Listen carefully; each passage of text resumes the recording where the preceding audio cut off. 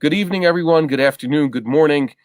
I'm Avi Grossman. This is Parsha Talk, and with us tonight is Dr. Baruch Sterman, who is apparently, at least I see, I've been to where he produces the Tekhelet.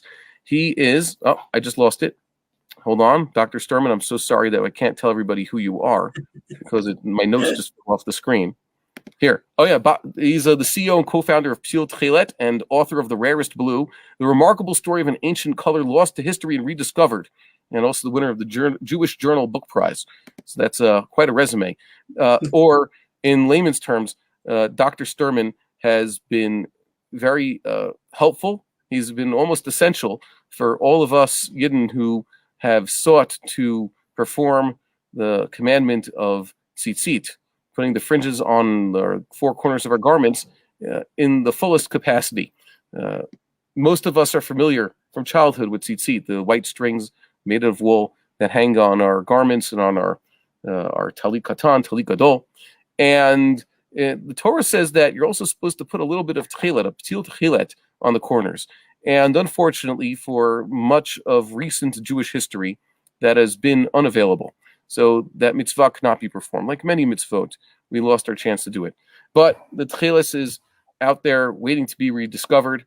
And beginning already in the late 19th century, there was a renaissance almost begun by the Rabbi, who was looking for the right animal from which to produce the biblical Tekhelet, the sky blue dye that is used for used to dye the wool. As a matter of fact, it's sort of inaccurate. Tekhelet is not a color. Tekhelet is a substance. It refers to the wool dyed this particular color, just like argaman and tualat shani refer to types of colored wool. And all of those figured prominently in this week's Parsha because the first time we encounter Tekhelet, it's always next to argaman, Tekhelet and argaman, and it's a critical component of the vestments of both the high priest and the ordinary priests in the tabernacle and later in the temple. And we need Tekhelet in order for all of us to fulfill the commandment of tzitzit, at least in the fullest capacity, as I said. Technically speaking, if you don't have it, you don't have it. And also, God willing, soon, hopefully tomorrow, when we begin the temple service, once again, the priests will need some Tekhelet, and we'll need to produce the garments with this. So it turns out that Rav Herzog was onto something. He also became interested. Rav Herzog was the first chief rabbi, Ashkenazic chief rabbi of Israel, also a Rav in the United Kingdom. I think he was the chief rabbi of Ireland. He extensively researched the matter, and he got on the right trail of a certain sea crustacean. No, not a crustacean. It's a mollusk, if I'm not mistaken. You'll correct me also. You raise your hand and say, sorry, Grossman, you're wrong there. And that led Dr. Sterman and his colleagues to eventually discover what we now know as Tekhelet.